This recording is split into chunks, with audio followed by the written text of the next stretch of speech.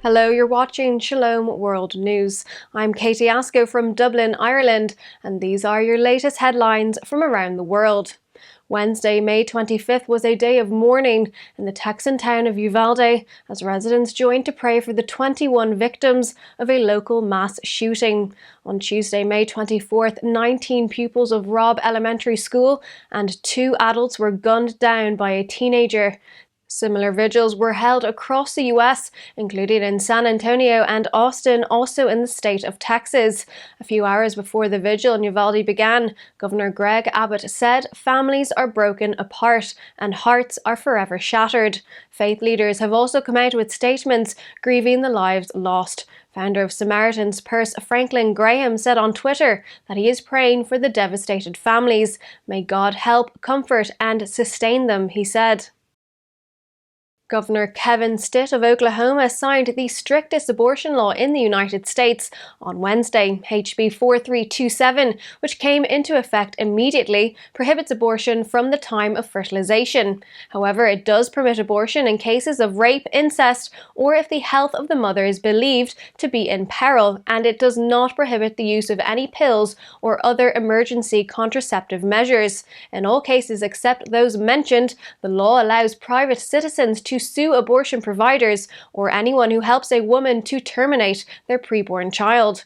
After signing the bill, the governor said, "I promised Oklahomans that as governor I would sign every piece of pro-life legislation that came across my desk, and I am proud to keep that promise today." Earlier this month, Governor Stitt had signed into law a Texan model abortion ban prohibiting abortions for pregnancies after 6 weeks.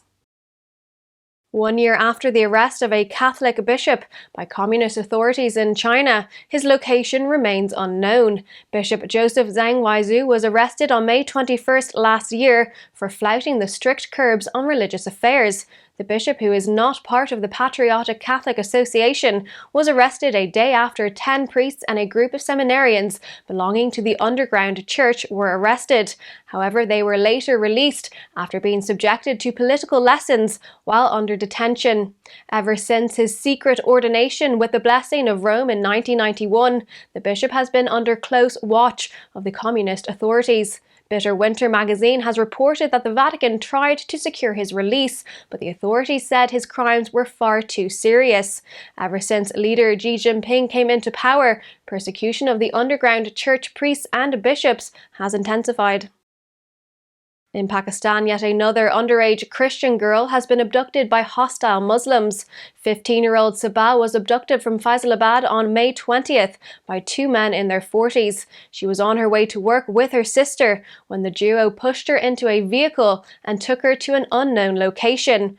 Her mother, Rubina Nadeem, is convinced that her daughter was kidnapped for adultery and is being held captive.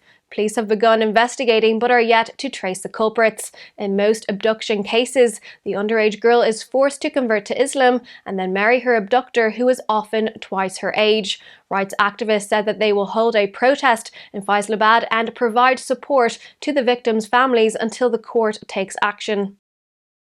Cardinal Joseph Zhang, the senior-most Catholic prelate in Hong Kong, offered Mass and prayed for persecuted Catholics in mainland China on May 24th.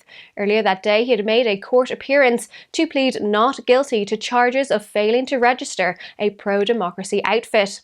The Cardinal prayed for his, quote, brothers and sisters who cannot attend the Mass in any form tonight, for they have no freedom. Chinese authorities have imposed strict pandemic curbs in Shanghai and Beijing, preventing people from leaving their apartments. The Cardinal's Mass was celebrated in a church in the city with 300 worshippers present and was live-streamed on his Facebook page, where it was viewed by thousands. During his homily, the Cardinal said, quote, martyrdom is normal in our church. We may not have to do that, but we may have to bear some pain and steel ourselves for our loyalty to our faith. Religious persecution watchdog Open Doors USA has urged the Biden administration to once again include Nigeria in its list of countries of particular concern. The organization said in a statement that the West African nation witnesses the killing of 10 Christians a day for their faith. Last year, the US government removed Nigeria from the list of countries of particular concern, sparking criticism. Open Doors said that within 6 months of the removal, religious violence surged across the region. It also cited the stoning and burning of a Christian girl over alleged blasphemy charges in the north part of the country. CEO of Open Doors USA, David Curry, said that the situation in Nigeria continues to deteriorate. He also said that the failure of the government to stem violence has created an environment where extremists feel justified to attack Christians. Leaders of faith communities in Iraq have pledged to continue supporting victims of the Islamic State occupation and have vowed to bring accountability and justice for crimes committed. Leaders of the Chaldean Catholic Church and 40 others from churches and religions have joined hands with the UN investigative team to make this happen. According to a UN representative, religious leaders have a strong influence on the lives of those who follow their faith and can play an important role in strengthening mutual respect in communities. The leaders also identified the challenges faced by the survivors of the Islamic State crimes, especially those who have been subjected to sexual and gender-based crimes. 2 priests and 2 laypeople were abducted in Nigeria's Katsina state on Wednesday, May 25th. Unidentified armed men stormed St. Patrick Catholic Church and abducted the priests and their visitors, said Father Chris Otomasho of Sokoto Diocese. Father Chris also requested prayers for the safety and release of those in captivity. Local media identified the abducted priests as Father Stephen Ojapa and Father Oliver. The kidnapping comes after the recent confirmation of the death of an abducted priest in his captivity. The deceased priest was not allowed to take his pills while he was kidnapped, and as a result his health deteriorated, leading to his death. The more recent abduction of the 2 priests and 2 laypeople took place in the Sokoto Diocese, where Deborah Yakubu, a young Christian girl accused of blasphemy, was stoned to death and burnt just a fortnight ago. Those are your latest headlines. Do join us tomorrow and visit swnews.org for more updates. Shalom.